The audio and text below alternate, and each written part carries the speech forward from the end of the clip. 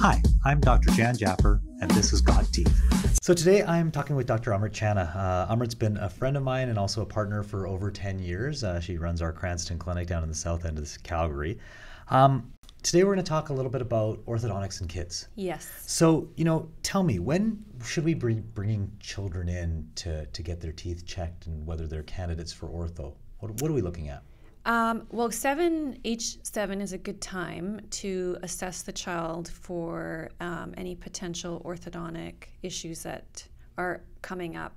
It's a little bit of a change from what we were doing 20, 25 years ago. For example, when I was going through orthodontics the first time, I was 14, so I had to have major surgery to correct some of my jaw discrepancies or differences in the way my jaws are shaped. Now, if we catch these while the children are younger, we're able to save them from major surgery, permanent tooth extraction. Plus, it's a more comfortable way of treating them as well. So we recommend age 7 to bring them in. And so what affects child's, growth? I mean, what is it why are we seeing, because it feels like to me as I'm in the office, we're seeing more and more kids needing braces.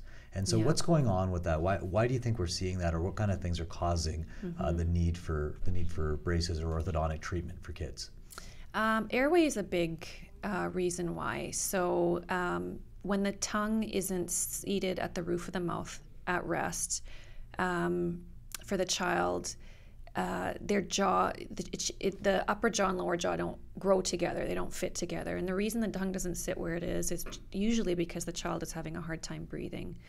A few reasons for that could be enlarged adenoids or tonsils.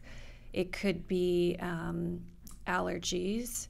It could also be environmental. So the last time I took my daughter to the allergist, he had recommended that almost everybody in Calgary, particularly because it is very dry, should be doing some sort of a nasal rinse to reduce inflammation so that we can all breathe better at night. So even if you have an undiagnosed allergy, you can still have airway issues. So the other reason that children need early orthodontic care could be habits. So children that are sucking their thumb or certain speech habits, sucking fingers, those can have long-term implications if they're not diagnosed and treated early. And so when we see some of those concerns, 'cause I know definitely those are some of the concerns. I mean, how do you try to treat some of those concerns that kids have even before that age? I mean, if they're having some issues with, habits that are bad, I mean, do we have any tips or tricks for the habits to help out with kids? Definitely, yep. You can, so thumb sucking or finger sucking, particularly, there are nail polishes that you can buy which are not toxic, they don't taste good. So you're basically trying to break the satisfaction the child gets from sucking on their fingers, the soothing satisfaction they get from sucking on their fingers or their thumb. So a bitter tasting nail polish is one way of doing that. You can wrap the thumb or finger. I've seen products that patients have brought in that they've bought online, which is a guard that actually sits around the thumb that can prevent the thumb from going in the mouth. There's appliances that you can use as well, so they get cemented into the patient's mouth, and it doesn't hurt the child, but it will prevent the tongue from going into the mouth. So that's another way of helping to stop those habits. So some of the other concerns that we see with, early stage treatment, why would we be starting treatment on kids, at 7, 8, 9, as opposed to 12 to 14? Because I like you, I was, I think, 12 or 13 before I had braces put on. But I know what we're seeing now a lot of times is, kids getting treated significantly earlier. So what would be some of the reasons that we're actually treating kids earlier? So you're basically trying to capitalize on the growth before the growth spurt. So what you'd like to do is, because the jaws are still moldable at a certain age, a young age, that if you treat the child early enough, they don't need surgery to correct the jaw discrepancy. So if we're talking about just adjusting the way the jaws are shaped so they fit together better, it's better to do that before the child reaches their growth spurt. So for girls, that's typically puberty age, 11, 12 years old. Boys might be a little bit later, but the earlier that we see them, the better chance we have on capitalizing on that.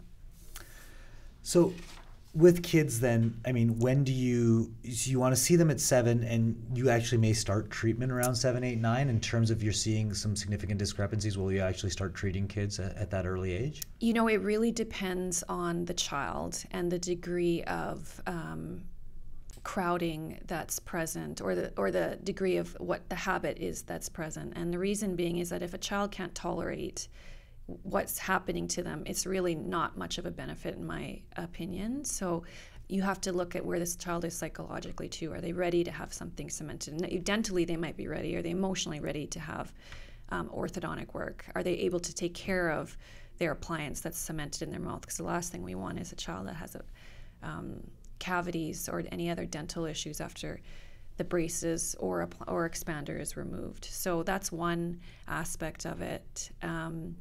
And the second is, I mean, sometimes we do start children at 7, although I think that might be a little bit early psychologically, developmentally. But 8 or 9, definitely. My own kids started at age 8.5, and I'm very grateful that we were able to do that, because now later on, they may not need a second phase of dental treatment. Okay, awesome. And I know one of the questions that I get asked a lot is, I mean, we see Invisalign out there all the time. I mean, there's commercials and all the rest. Why are we picking braces versus Invisalign? Is there an advantage to one over the other, or is it just because people want something different? There are advantages and disadvantages to both. Invisalign is great because it allows the patient to clean their teeth much easier. A child might do better with their oral care, oral hygiene with Invisalign versus braces. Compliance is a big issue. So if a person isn't going to wear their Invisalign, it's not going to work, and it has to be worn for a good amount of time throughout the day in order for it to be effective. So in those cases, braces might be a better tool to move teeth as well.